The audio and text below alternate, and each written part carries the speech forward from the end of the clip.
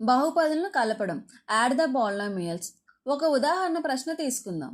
2x² plus 3x minus 5 మరియు 5x² minus 4x plus 7 అనే బహుపదులను కలుపుదాం. సాధన చూద్దాం. సంకలనం.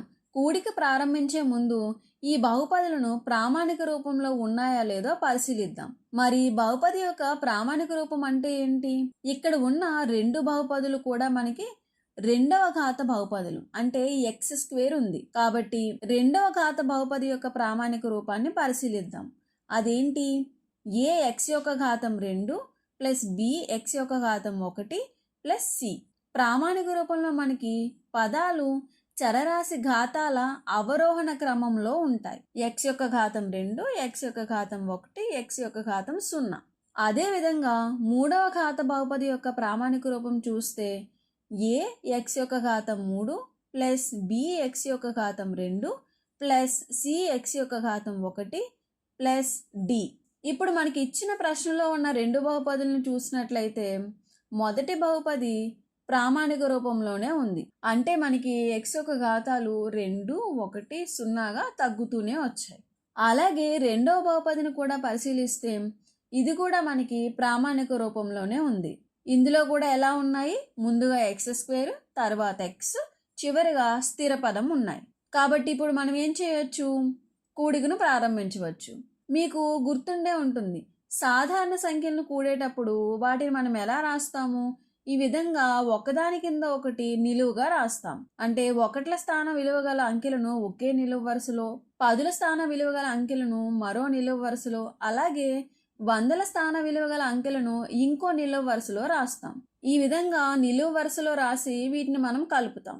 ఇదే విధానాన్ని ఇప్పుడు బహుపదుల కూడికలో కూడా ఉపయోగిస్తాం. దీన్నే మనం నిలువు వరుస పద్ధతి ద్వారా బహుపదుల సంకలనం లేదా కూడిక అంటే దీన్ని ఇంగ్లీష్లో addition of polynomials using the column method అంటారు. మనం తీసుకున్న ప్రశ్నను చూద్దాం. మొదటి దశగా ఏమనుకున్నాము? ఇచ్చిన బహుపదులు అనేవి ప్రామాణిక రూపంలో ఉన్నాయో లేదో పరిశీలించాలి. మన ఉదాహరణలో రెండూ కూడా ప్రామాణిక రూపంలోనే ఉన్నాయి. ఇప్పుడు రెండవ దశ చూద్దాం. రెండవ దశ ఏంటి? బహుపదులను సజాతి పదాలు ఒకదాని క్రింద ఒకటి వచ్చే విధంగా నిలువుగా రాయాలి. ముందుగా మొదటి బహుపదిని రాసుకుందాం. రెండవ బహుపదిని చూస్తే 2x²కి నిలువుగా దాని కింద ఏం రాస్తాము? 5x². తర్వాత 3xకి సజాతి పదం అంటే ఏముంది రెండవ బహుపదిలో? -4x. అలాగే స్థిర పదం ఏముంది? +7. ఇప్పుడు మూడో దశలో చూద్దాం. మూడో దశలో ఏం చేయాలి? ఏదైనా బహుపదిలో ఏదైనా ఘాతం గల పదం లేదేమో అని పరిశీలించాలి. ఒకవేళ ఏదైనా పదం లేకపోతే ఆ స్థానంలో 0ను గుణకంగా తీసుకొని ఆ పదాన్ని రాయాలి. ఈ ఉదాహరణ చూసినట్లయితే మనకి అన్ని పదాలు ఉన్నాయి. ఇప్పుడు ఈ సజాతి పదాలను కలుపుతాం. ముందుగా మనం ఏం చూడాలి? x² పదాలను చూస్తాం. ఇక్కడ x²ను ఉమ్మడిగా తీసుకుంటే ఇంకా మనకి ఏమున్నాయి? 2 + 5 ప్లస్ తర్వాత xని ఉమ్మడిగా తీసుకుంటే 3 - 4 ప్లస్ చివరిగా స్థిర పదాలను కూడా కలుపుదాం. అంటే -5 + 7. దీన్ని సరళీకరిస్తే ఏమవుతుంది? 2 + 5 అంటే 7x² ప్లస్ 3 - 4 అంటే ఎంత? -1x ప్లస్ -5 + 7 అంటే ఎంత అవుతుంది? +2 ఈజ్ ఏమవుతుంది? 7x² -1 × x అంటే -x +2. ఇదే మన తుది సమాధానం అవుతుంది. ఇప్పుడు మరొక ఉదాహరణ పరిశీలిద్దాం. ప్రశ్న చూద్దాం. -6x యొక్క ఘాతం 2 ప్లస్ 5x యొక్క ఘాతం 3 -4x ప్లస్ 2 అనే బహుపది మరియు -3x యొక్క ఘాతం 3 ప్లస్ 2x -11 ఈ రెండు బహుపదులను కూడా మనం కలపాలి. సాధన చూద్దాం. ముందుగా మనం చూసినట్టు మొదటి దశలో ఏమనుకున్నాము? ఇచ్చిన బహుపదులు అనేవి ప్రామాణిక రూపంలో ఉన్నాయా లేదో పరిశీలించాలి. ఇక్కడ పరిశీలించినట్లయితే మొదటి బహుపది మనకి ప్రామాణిక రూపంలో లేదు. ఇప్పుడు ఈ బహుపదిని ప్రామాణిక రూపంలో మనం ఈ విధంగా రాయవచ్చు. 5x యొక్క ఘాతం 3 -6x యొక్క ఘాతం 2 -4x యొక్క ఘాతం 1 ప్లస్ 2. ఇప్పుడు రెండవ బహుపదిని చూద్దాం. ఇక్కడ మనకి ఘాతాలు ఎలా ఉన్నాయి? 3, 1, 0. అంటే ఇది కూడా మనకి అవరోహణ క్రమంలోనే ఉంది. కాబట్టి రెండో బహుపది ప్రామాణిక రూపంలోనే ఉంది. ఇప్పుడు రెండవ దశలో మనం ఏం చేయాలి? బహుపదుల్లోని సజాతి పదాలు ఒకదాని క్రింద ఒకటి వచ్చే విధంగా నిలువు వరుసలో రాయాలి. దీనికోసం మనం ఏం చేద్దాం? మొదటి బహుపదిని ఈ విధంగా రాసుకుందాం. ఇప్పుడు వీటికి సరిపడే సజాతి పదాలను రెండవ బహుపదిని తీసుకొని నిలువు వరుసలో కిందన రాద్దాం. మొదటి పదం 5x⁻3కి సజాతి పదం ఏముంది మనకి? -3x⁻3. అలాగే రెండవ పదం -6x⁻2కి ఎలాంటి సజాతి పదం లేదు కాబట్టి ప్రస్తుతానికి దాన్ని అలాగే విడిచిపెడదాం. తర్వాత -4xకి సజాతి పదం ఏముంది? +2x -11. ఇప్పుడు ఇంతకుముందు మూడవ దశ ఏమనుకున్నాము? బహుపదిలోని ఏదైనా ఘాతం గల పదము లేదేమో పరిశీలించాలి అని. ఇక్కడ మనకు చూసినట్లయితే x యొక్క ఘాతం 2 అనే పదం రెండవ బహుపదిలో లేదు. అప్పుడు ఏం చేయాలి మనం? ఈ విధంగా పదం అనేది లేకపోతే ఆ స్థానంలో మనం 0ని గుణకంగా తీసుకొని ఆ పదాన్ని రాయాలి. అంటే ఇప్పుడు ఇక్కడ ఏమవుతుంది? +0x².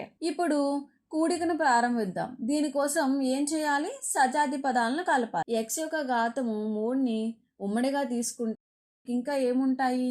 5 - 3 ప్లస్ x² ఉమ్మడిగా తీసుకుంటే -6 + 0 ప్లస్ xను ఉమ్మడిగా తీసుకుంటే -4 + 2. చివరిగా స్థిర పదాలను కూడా కలిపితే ఏమవుతుంది? +2 - 11. దీన్ని మరింత సరళీకరిస్తే 5 - 3 అంటే ఎంత?